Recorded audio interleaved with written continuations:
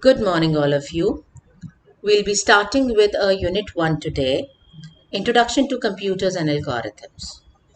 And we'll be mainly discussing about the components of a computer system. The objective of today's class is to give you an overview about what a computer is, what are the different components that we have in a computer, and mainly we'll be discussing about the hardware component of a computer. So let's start. A computer. When we talk about a computer, it's a machine that we all know, we all have been using this computer. So it's a machine that accepts data, processes it, and returns a new information as an output. Now, when we talk about processing means the data that we have just inputted passes through some steps. Okay. These steps convert this raw data that we have into a useful data, or we can call it as information. So your information is a processed data. When we look inside a computer system is made of two components. One is the hardware and another one is the software of a computer system. Now let's take them one by one and let me explain it to you in a proper way. When we talk about a basic hardware component, the components are divided into mainly three types: your input devices, your storage devices, and your output devices.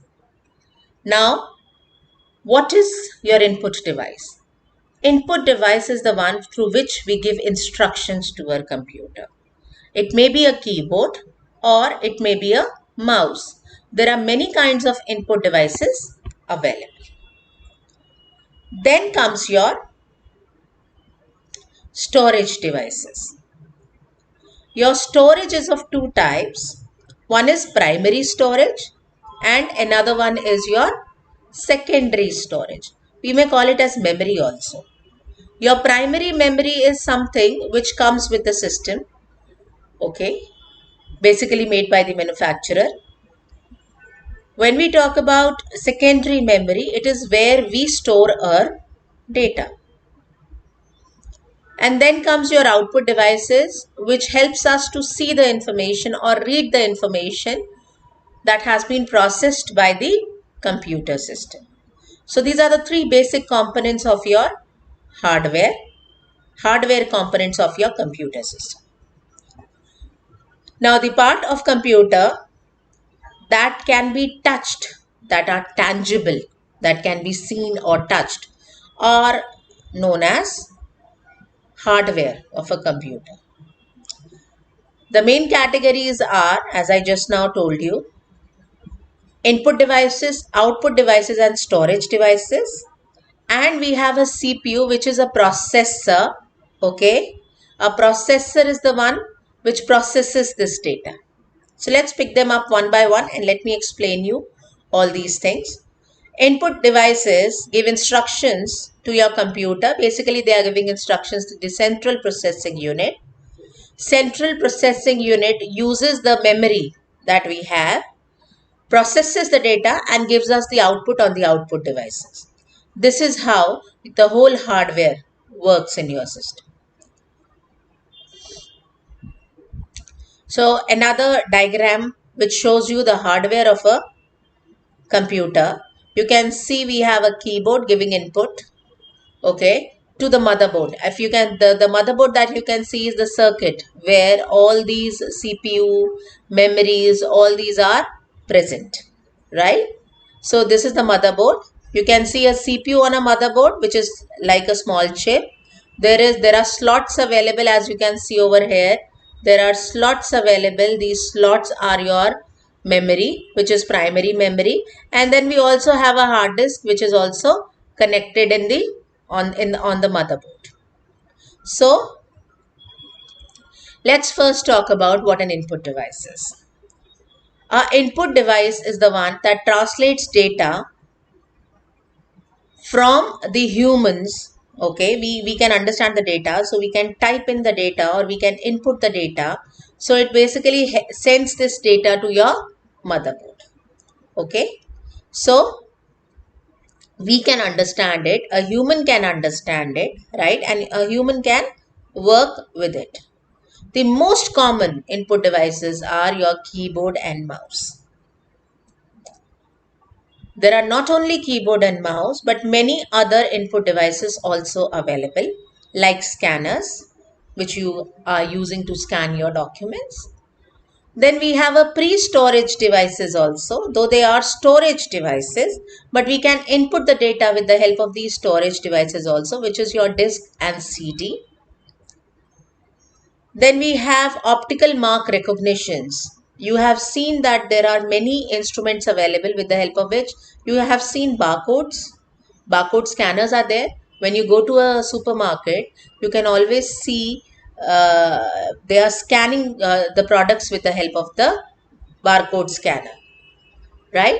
So barcode scanner is a kind of scanner but comes under optical mark recognition. Why? Because it is scanning with the help of the light. Then is your microphone and your joystick. So you play video games. If you play video games, you must be knowing what a joystick is, right? And microphone, because I'm talking to you, I am presenting, I'm talking. My audio can be inputted in the computer system with the help of a microphone. So all these are the different types of input devices that we have. Next component is your central processing unit. Your central processing unit is a chip. It's a small chip, but does almost all the work of a computer system. If you need any processing, that processing is done by your CPU only. It performs the actual processing of data, and the performance of CPU is basically determined by the rest of the computer circuitry and the chips. And normally the performance is done with the help of the speed of the CPU is measured in hertz, which is also known as the clock speed. Okay, so the speed of the CPU is with the help of hertz. You have heard about Intel, right? Core to Duo, dual core, all these are your types of processors. A central processing unit has different components associated to it. One is your control unit, another one is your arithmetic and logical unit, and the third category is your registers. So let's take them one by one. When we talk about a control unit is the one that coordinates all activities of the computer. Every single activity of the computer is controlled by the control unit. It sends control signal to the components of the computer and it gives them the instruction what is needed to be done. This is what is the main work of a control unit. It determines which operations to perform and in what order we need to carry them out. Order of the instructions is also very important. You cannot randomly give any instruction, right? If you want somebody to go and pick something from the market, then you will give them instructions one by one. Okay, take the key, use the lift, go downstairs, start the car, go to the market. These are the order of the instructions, right? You cannot change this order because the instructions can be best carried out in this way only. You cannot say that go to the market, then sit in the car, then pick up the key. You cannot change the instructions. So basic purpose of the control unit is to determine which operation is needed to be performed and what is the order in which we are going to carry out these operations. Next comes your arithmetic and logical unit. Arithmetic and logical unit consist of basically ALU consists of the electronic certain circuit that performs two main tasks. One is your arithmetic operations, that is your addition, subtraction, multiplication, division, modulus. All these are your arithmetic operations. And another one is logical operations. which is your and or not, and also the comparisons, which is less than, equal to, greater than, less than, simple equal to, not equal to. All these operations are performed by these two units. Arithmetic operations and logical operations are performed by ALU. Without this, we cannot do any calculations in the computer. We also had third category, which is registers, right? A register is a temporary storage area. It's a simple temporary storage area, nothing else. When we are doing calculations, we sometimes need to store intermediary results. For storing that, we need registers. The next component of the hardware of the next component of the computer hardware is your memory. Memory, when we talk about, maybe it is of two types, as I have told you in the earlier slides. One is your primary storage and another one is your secondary storage. Currently, we are talking about primary storage. Your primary storage, which is a short-term memory, we may call it as, it is fast, expensive and short-term, okay, is of two types, RAM and ROM. RAM, also known as random access memory. It's a primary storage memory. The RAM that we are using is a volatile memory. That means it only stores data temporarily. Once we switch off our system, whatever data that was there in the RAM gets erased. So, any information stored in the RAM is lost when the computer is turned off. RAM is a memory that computer uses only to temporarily store the information as it is being processed.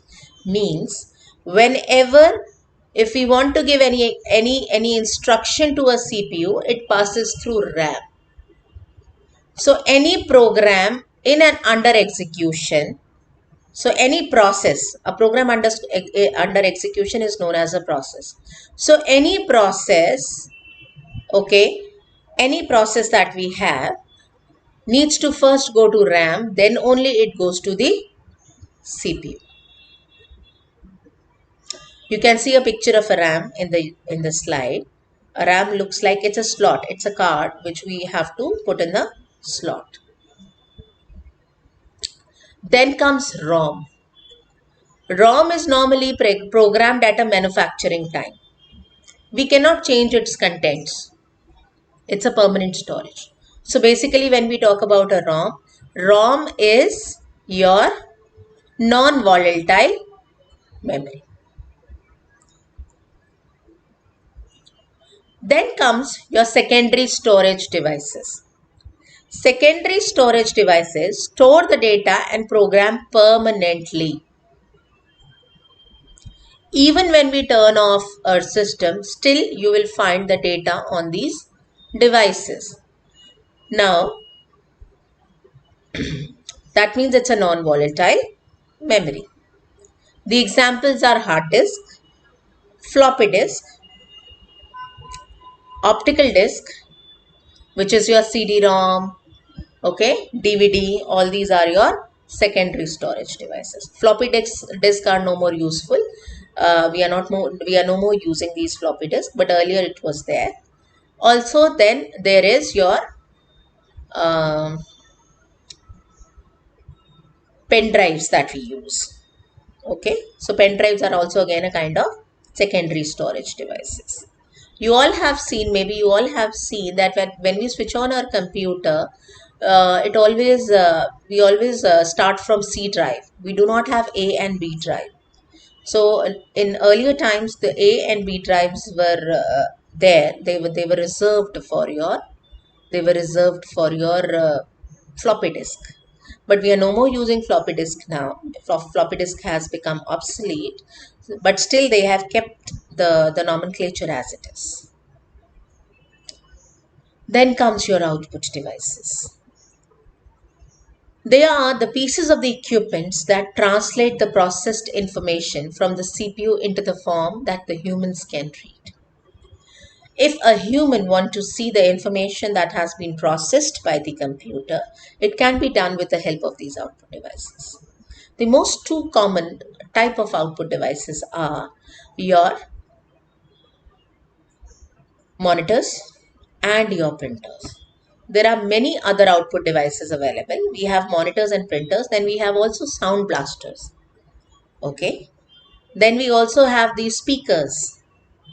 We have many other devices available which are known as output devices. They may be specific to a particular application. So these are what are your output devices. So to summarize it all, we have talked about in today's class the hardware component of a computer. And when we specifically talk about the hardware component, we are talking about the input devices, output devices, and the memory of a computer system. Plus, we are also talking about the processor, which is also known as a CPU, that processes all the information in a computer system. Input devices are used to enter or give instructions to the computer. Output devices are used to see the output from the computer, and storage devices, which are further categorized into two types, primary storage and secondary storage, are your primary storage and secondary storage are part of your memory. That's it for today. If you have any queries, you may contact on the email ID that is given on your screen for any queries. Thank you. That's it for today.